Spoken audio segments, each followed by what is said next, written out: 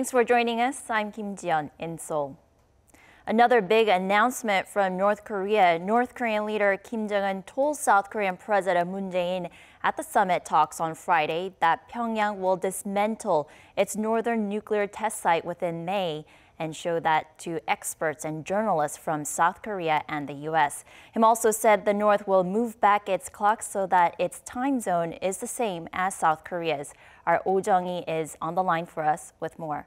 Jung-hee, fill us in with the details. Good afternoon, Ji-yeon. A couple of major announcements came from South Korea's presidential office roughly an hour ago. First of all, North Korean leader Kim Jong-un made a clear and specific promise to shut down the regime's Punggye-ri nuclear test site in May, and even offered to show that transparently to the outside world by inviting experts and journalists over to North Korea.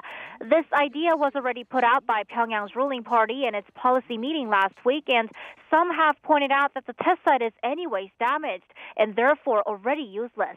But Kim refuted that claim and said the test site, in fact, has two other underground tunnels that are operational.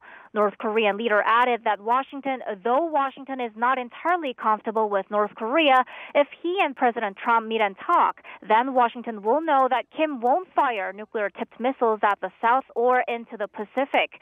Also, he said there will be no reason for the North to live in such a harsh way with its nuclear weapons if it could build trust with the U.S. and pledge an end to war and aggression. He stressed once again that there will be no war on the Korean Peninsula ever again, and there needs to be measures to prevent accidental clashes. The other announcement is that the North plans to use the same standard time zone as the South. Also on the summit day, Kim Jong-un told President Moon Jae-in that seeing two clocks at the Peace House, one showing South Korea time and the other showing North Korea time, saddened his heart. North Korea pushed back its standard time by 30 minutes 3 years ago in a political gesture. Kim Jong-un then said because it was Pyongyang that pushed back its clock, it will be the one to change it back. Seoul's presidential office says changing standard time will take a lot of administrative efforts by the North, but it seems willing to get rid of any obstacles in preparing for prospective interactions between the two Koreas as well as between Washington and Pyongyang. Jung-hee, it's indeed a tremendous announcement. Now we're hearing that South Korean President Moon Jae-in and U.S. President Donald Trump spoke on the phone last night and had a pretty long conversation lasting over an hour. Tell us more about that, too.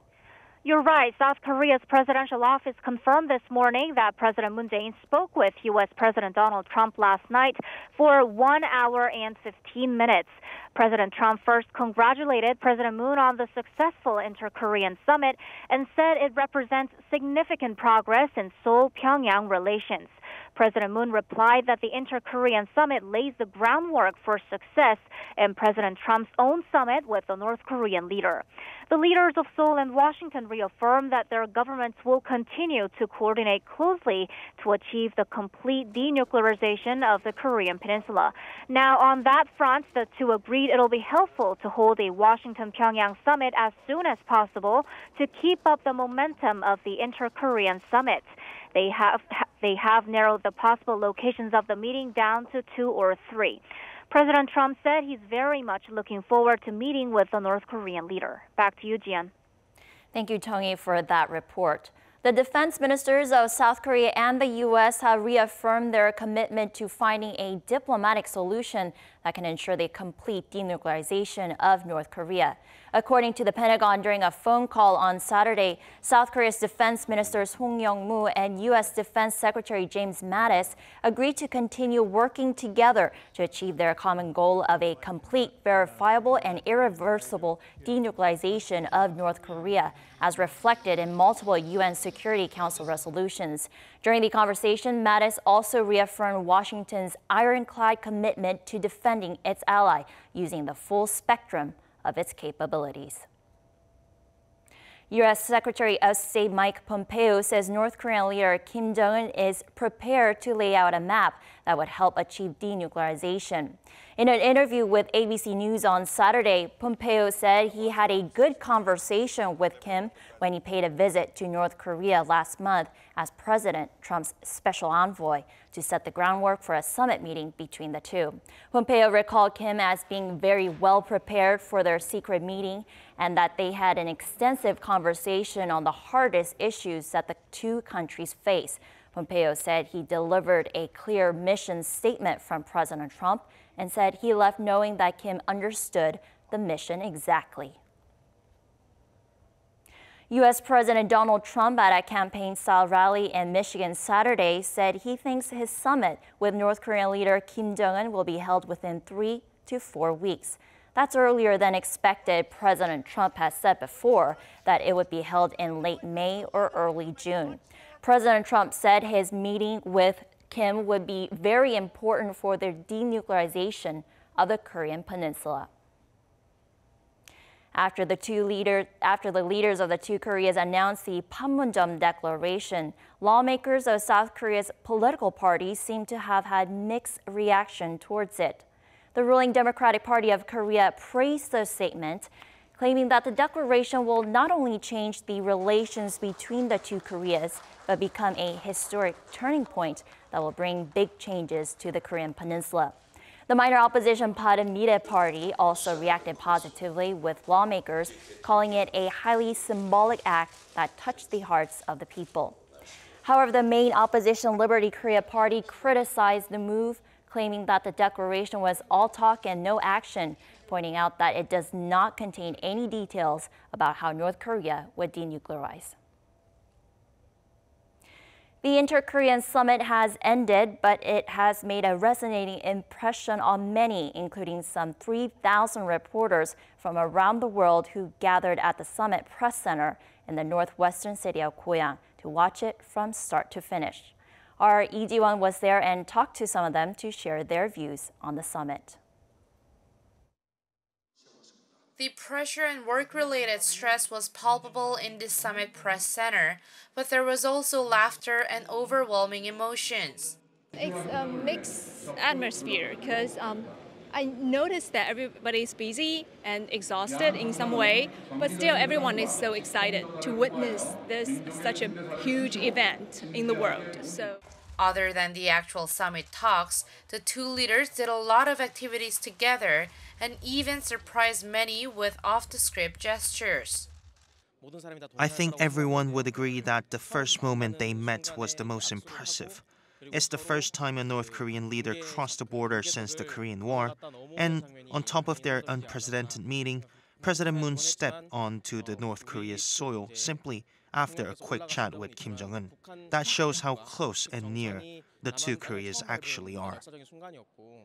When they walked on that bridge and sat down, this was probably the moment when they made history. When you saw the faces, they were really serious. They had something to talk about. Usually summits are just more or less pleasantries because everything has been decided in advance.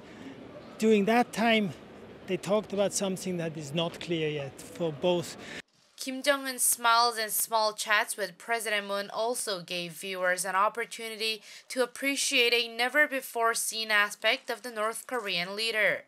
He got a sense of humor, and I think his attitude is very active or aggressive in a way, but not so offensive. So it's really good. It surprised me because I heard that he is strong and so determined. I mean, not in a very kind way. For me, this summit really changed my opinion toward him. Those who covered previous inter-Korean summits say the atmosphere between the leaders was much softer this time. The atmosphere was certainly different. I think now there is much more trust. President Moon has 4 years to go, so this is a good point. He has time to implement what they decide. But in terms of creating a new image for Kim on the international stage, some say there's still much to be done. Kim gave off a very positive image through the summit, but honestly, he wasn't really trusted by the international community until now. So it will take more time and effort to change his image, but I do think it will get better from now on. Though perspectives on the 2018 Inter-Korean Summit varied from individual to individual, the general consensus among the international pool of journalists seems to be that the summit was a success. 이지원, Arirang News.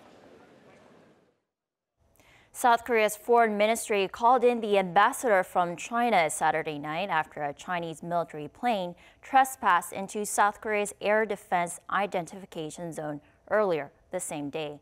According to officials at the foreign ministry, Deputy Foreign Minister Yoon Sung-gu summoned Ambassador Chu Go-hong and called on Beijing to find ways to stop such incursions from happening again. The South Korean Defense Ministry has also responded. The ministry says it called in China's defense attaché in Seoul and lodged a stern protest. According to South Korea's Joint Chiefs of Staff, the Chinese aircraft, believed to be a reconnaissance plane, came close to the southeastern city of Pohang. The Chinese side is said to have claimed that it was part of a normal flight training in international airspace. Moving on to the weather, clear skies are forecast nationwide during the day with the temperature getting warmer, but it's going to get a lot cooler in the evening. It's also projected there'll be high levels of fine dust. Here's a look at the weather conditions for Korea and the rest of the world.